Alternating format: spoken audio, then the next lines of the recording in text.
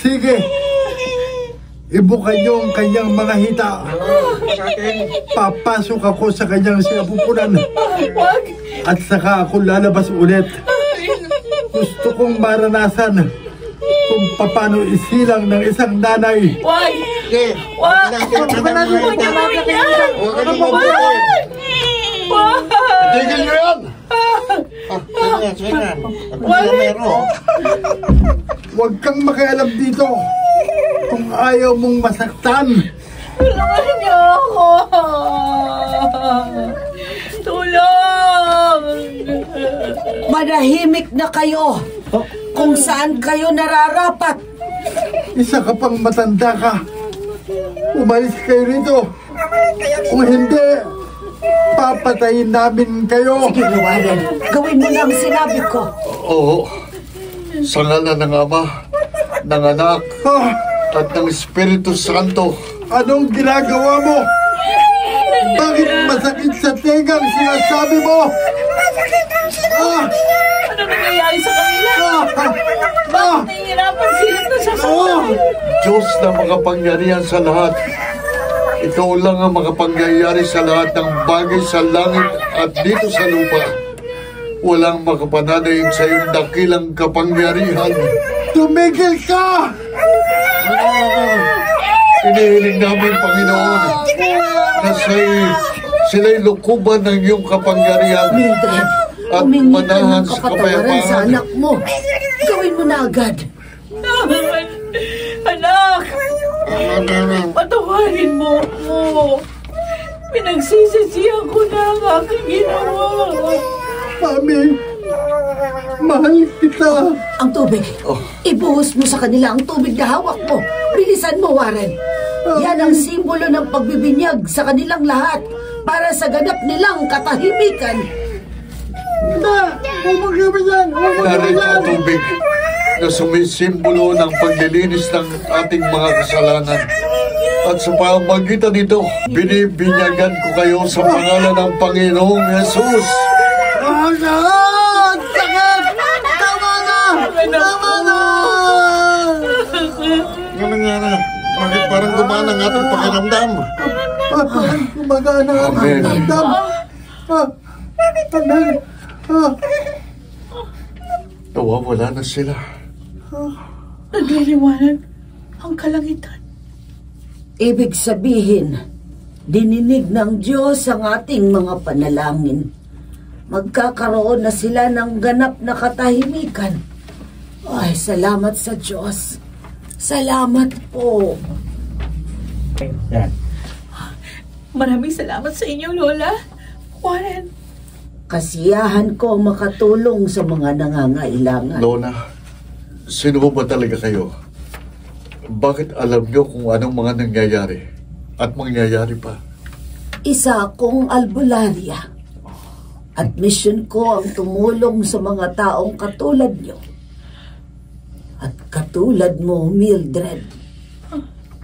Naging biktima rin ang aking apo ng mga tiyanak. Nag-aaral sa Maynila noon ang aking apo. At lingid sa kaalaman ko, nakipagrelasyon siya at nabuntis.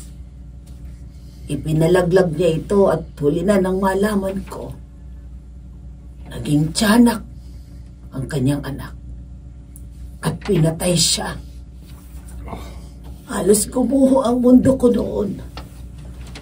Nasabi ko sa aking sarili, hindi na dapat pang maulit ang nangyari sa apo ko.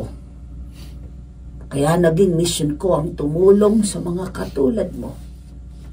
At gagawin ko ito hanggat kaya ko. Para matulungan ko rin maibalik sa piling ng Panginoon ang mga sagol na hindi nabigyan ng pagkakataong maranasan ang buhay dito sa mundo. Totoong nagsisisi na ako sa aking ginawa. Ngayon ko naramdaman, mahal kong aking anak.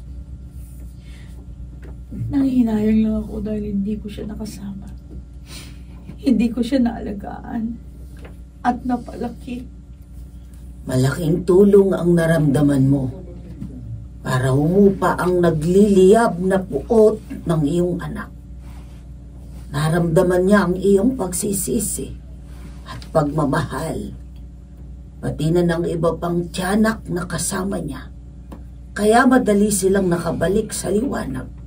At sana wala nang matulad pa sa kanila na hindi nabigyan ng pagkakataong maisilang at mahalin ang kanilang mga magulang. Warren. Magpapaalam na ako. Nagawa ko na ang dapat kong gawin. Gawin niyo na rin kung anong nararapat para sa ikatatahimik ng lahat. Nakaramdam ako ng awa kay Warren. Mabuti siyang tao at asawa. Hindi niya deserve na nasaktan mo siya. Inaamin ko yung pagkakamali ko. At hindi ko siya sisisihin kung iwan man niya ako. Karapatan niya. May kumakatok. Ako na ho, nagbukas.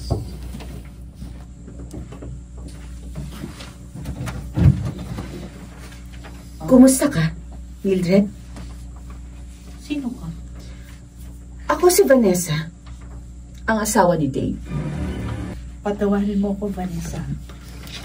Kung nilaw ka namin, hindi. Wala nang dahilan para magalit pa ako sa'yo. Wala na siya. Vanessa. Kaya ako nagpunta dito.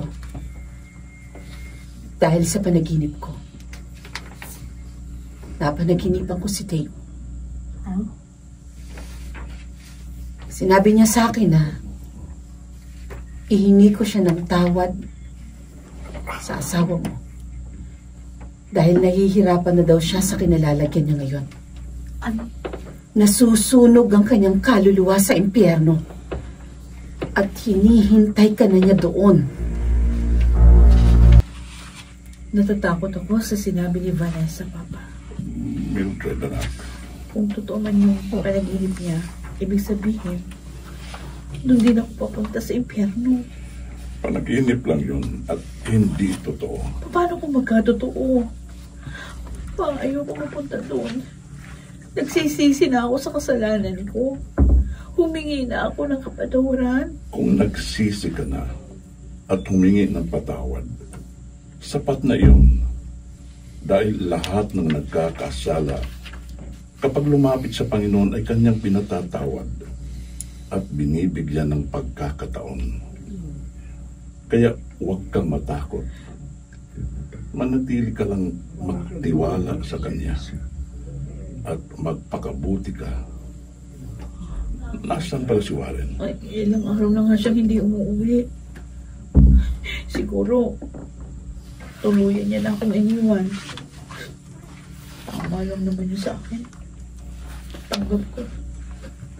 Naniniwala kung darating ang oras na mapapatawad ka niya. Bigyan mo lang siya ng panahon, mapapatawad ka rin. At bibigyan ka ng isa pang pagkakataon. Pero ang pakiusap ko lang sa iyo, anak, sa oras na mangyari yon, sana maging tapat ka sa Kanya. Huwag ka nang magkakamali pa. Dahil ayoko nang maulit pa na may isa pang sanggol na hindi may sisilang at aani ng ngit-ngit ng tiyanak.